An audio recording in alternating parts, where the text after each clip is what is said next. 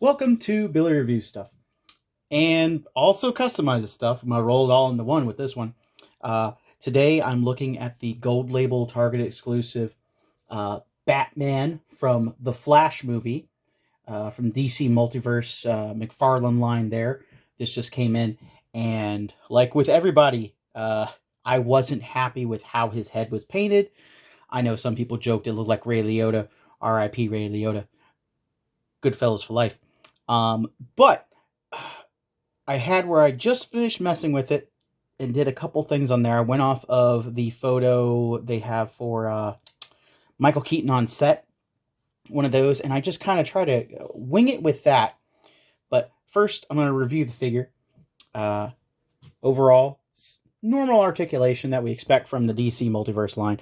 Obviously, he can only go out so far because of his shoulder armor. Let me see here. It has where it can kind of go up and over just a little bit, but not a bunch. So you can almost get a T-pose. So it's not like, it's not like completely hindered, but you gotta kind of work it there. It'll kind of like stretch it a little bit, but at least it has where it's a separate piece molded on there. So, well, glued on there so you can kind of move it around. Regular bicep rotation, you can go all the way around. 90 at the shoulder, 90 at the elbow. Not bad. The ball joints for the wrists, wonderful. Hands pop off very easy, which is a good thing, honestly. He's got that upper torso articulation, lower torso articulation. He can bend forward this much. He can bend back a lot further than normal. And obviously, head articulation. Oh no, Exorcist. See, his legs can kick out that far thanks to the diaper, but still, it's not bad. I don't want to stretch it out too much. Kick forward. Actually, kick forward pretty good because he's still going to sit in that Batmobile when that comes in. I had a moment where I was freaking out. Look at that sculpted butt cheeks. I had a moment where I was freaking out because I thought I didn't order the normal Batman with the helmet with a cowl. And I was a little worried, but it turns out I got it through Big Bad Toy Store. So yeah, but he's got sculpted butt cheeks. That's something.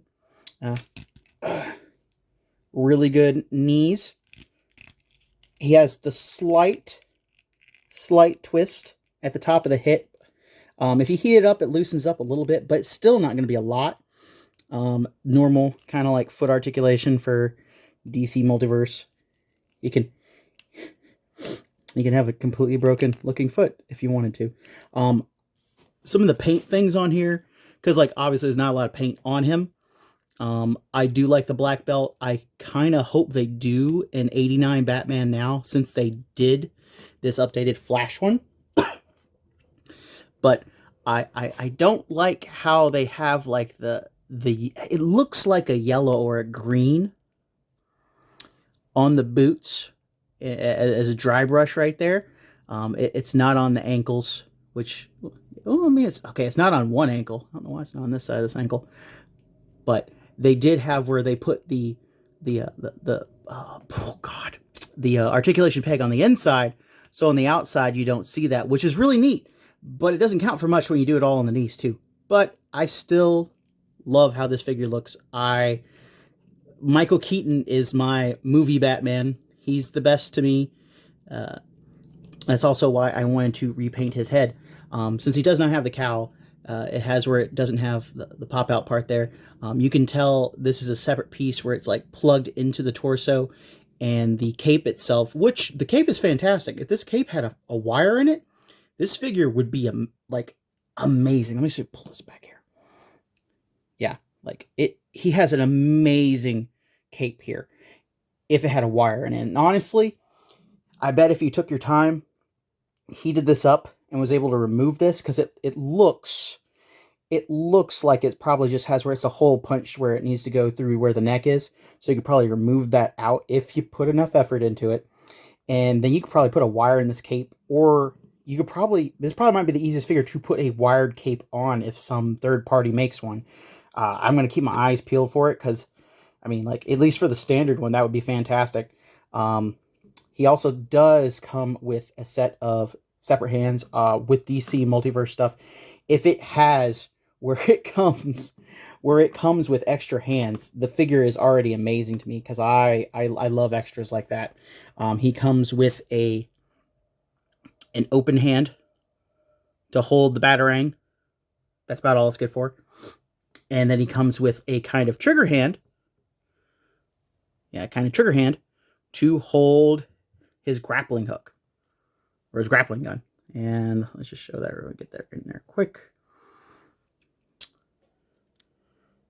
Well, grappling gun. It's silver instead of gold. I'm cool with that. I really do hope they do an 89 Batman because I am not buying the Mezco Batman. I will not cave.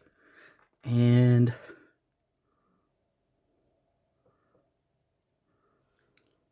Batarang hand, and it's well molded and everything. I'm kind of, it makes me wonder if his belt will be black in the movie. Once we see a little bit more stuff, I might have where I go back and repaint his belt. I have this feeling it's going to be, if not black, it might end up being like a chrome or silver, stuff like that. But to get to what I changed on this Michael Keaton Gold Label Batman, I had where I painted his hair gray, and then I did a white dry brush on it to make it look like the only on-set photo I've seen. He had where his skin was like this. It definitely looked like he had too much sun. I'll throw a picture up of it. I have it saved there. Oh, get a little spot there. Oh boy, there's always a paint imperfection, something. But it was my work, so I did a couple layers of different color paints on there. I had where I did like a more pinkish tone, and then I overlaid it with just a regular like kind of flesh tone color, all from Vallejo, so it was, you know, easy peasy stuff. And then I put a little bit of like the pink tone on his lips, and I think this looks more like Michael Keaton. McFarlane head sculpts are really fantastic. It's always the paint job though that has where it kind of, they come out lacking. What comes to mind is, what was it, Fezzik from Princess Bride. Like, that figure does not look like Andre the Giant, but I've seen repaints of it and it looks amazing. It's shaped like him, it's just not painted like him. That's the only thing. I mean, like, for the price of this figure, it's worth picking up just to repaint it, just to have where you make your own, come on, Locke, make your own Michael Keaton Batman. And again, just a little bit of tweaking on the sculpt. They can do an 89 Batman, and I want an 89 Batman from McFarlane because, like, I dig the articulation. He's already putting the car out. The cars will be fantastic.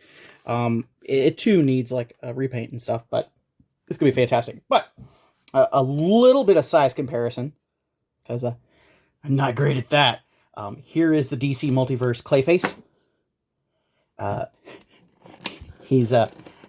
He's massive compared to 89 Batman. And then there's also, what was it? I think it's DC Unlimited. I can't remember what the line was exactly, but it was the Build-A-Figure Clayface. I like Clayface. These are the only two figures I had laying around that I could grab really quick.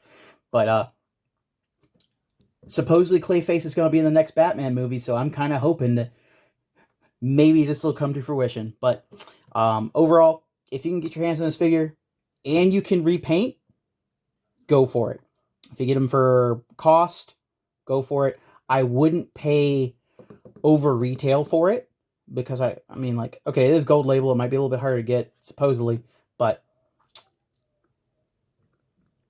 unless you can fix the paint job on him like I did, go for the cowled one. Go for that traditional Batman in a mask.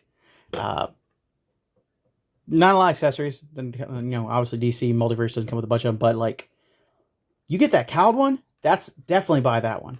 You can repaint, get this one. If you have any questions, comments, suggestions, leave them in the comments below. I'll see you next time. Bye, guys.